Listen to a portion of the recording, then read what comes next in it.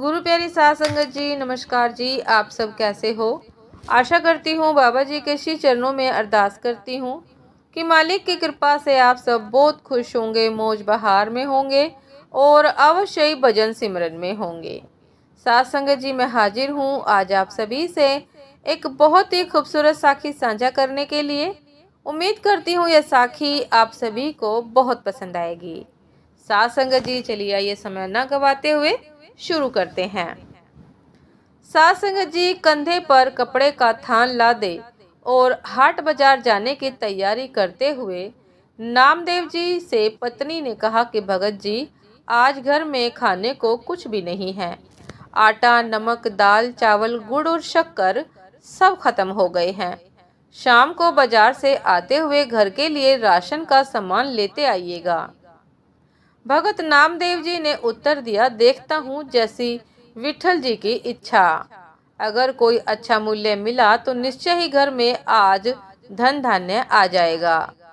पत्नी बोली, संत जी, अगर अच्छी कीमत ना भी मिले तब भी इस बुने हुए थान को बेचकर कुछ राशन तो ले आना। घर के बड़े तो भूख बर्दाश्त कर लेंगे, पर बच्चे अभी छोटे हैं, उनके लिए तो कुछ ले ही आना। जैसी मेरे विठल जी की इच्छा। ऐसा कहकर नामदेव जी हाट बाजार को चले गए।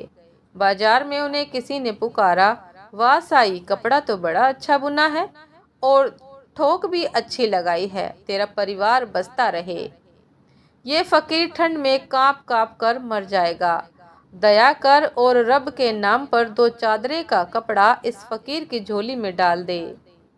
साध संगत जी, भक्त नामदेव जी 2 चादरे में कितना कपड़ा लगेगा, फकीर जी से पूछने लगे। फकीर जी ने जितना कपड़ा मांगा, इत्तेफाक से भक्त नामदेव जी के थान में कुल कपड़ा ही उतना था और भक्त नामदेव जी ने पूरा थान उस फकीर को दान कर दिया। दान करने के बाद जब भक्त नामदेव जी घर लौटने लगे तो उनके सामने परिजनों के भूखे चेहरे नजर आने लगे।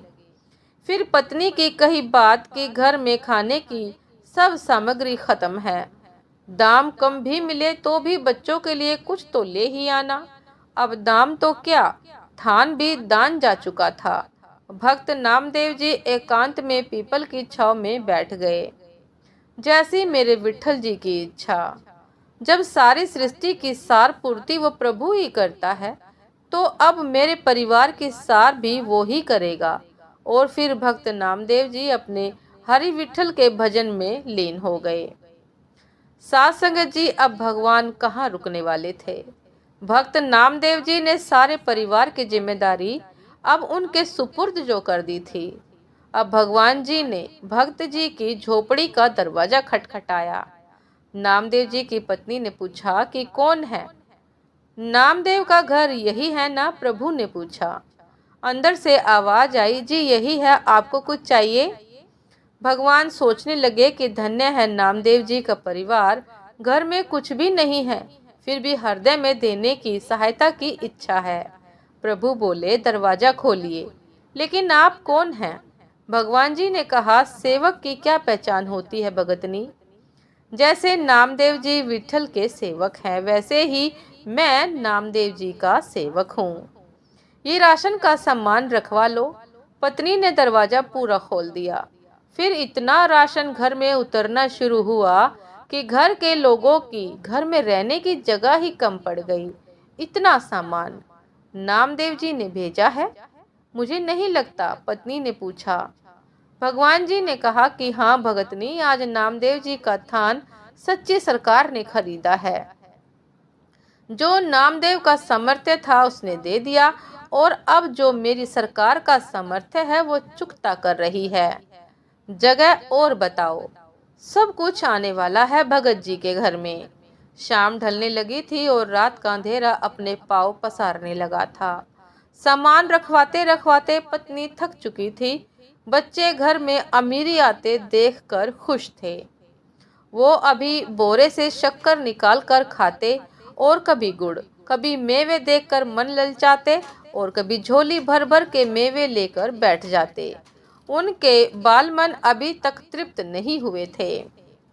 साध संगत जी, भगत नामदेव जी अभी तक घर नहीं आए थे, पर सामान आना लगातार जारी था।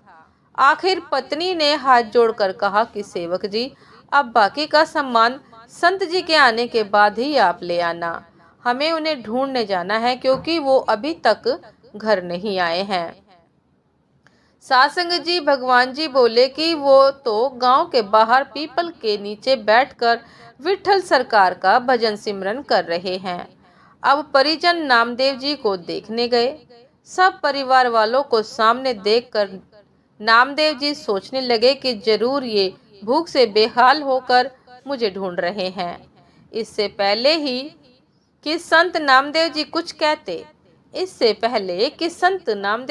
कहते, उनकी पत्नी बोल पड़ी, कुछ पैसे बचा लेने थे। अगर थान अच्छे भाव बिक गया था तो सारा सामान संत जी आज ही खरीद कर घर भेजना था क्या? भक्त नामदेव जी कुछ पल के लिए विस्मित हुए। फिर बच्चों के खिलते चेहरे देखकर उन्हें एहसास हो गया कि जरूर मेरे प्रभु की ही कोई लीला है। पत्नी ने कहा, अच्छी सरकार को आपने थान बेचा और वो तो सामान घर में भेजने से रुकता ही नहीं था। पता नहीं कितने वर्षों तक का राशन दे गया। उनसे मिन्नत करके रुकवाया। बस कर, बाकी संत जी के आने के बाद उनसे पूछकर कहीं रखवाएंगे। सासंग जी भक्त नामदेव जी हंसने लगे और बोले, वो सरकार है ही ऐसी, जब देना शुरू करती है तो लेने वाला थक जाता है। उसकी कृपा कभी भी खत्म नहीं होती। ऐसी है सच्ची सरकार की कृपा। साथ संगत जी, ये थी आज की एक बहुत ही खूबसूरत साखी। उम्मीद करती हूँ ये साखी आप सभी को बहुत बहुत पसंद आएगी। यदि पसंद आए साथ संगत जी तो चैनल को लाइक कमेंट शेयर करना ना भूलिएगा और जो भी चैनल पर नए हैं सब्सक्राइब अवश्य कर लीजिएगा ताकि चैनल पर मिलने वाली सभी शब्द साखियों की अपडेट आप सभी को समय पर मिलती रहे। साथ संगत जी, आपसे फिर मुलाकात होती है एक नए शब्द साखी के साथ, एक नए विचार के साथ। तब तक के लिए दासी को आज्ञा दीजिए। नमस्कार जी। सदा खुश रहिए, मुस्कुराते रहिए, भजन सिमरन करते रहिए। नमस्कार जी।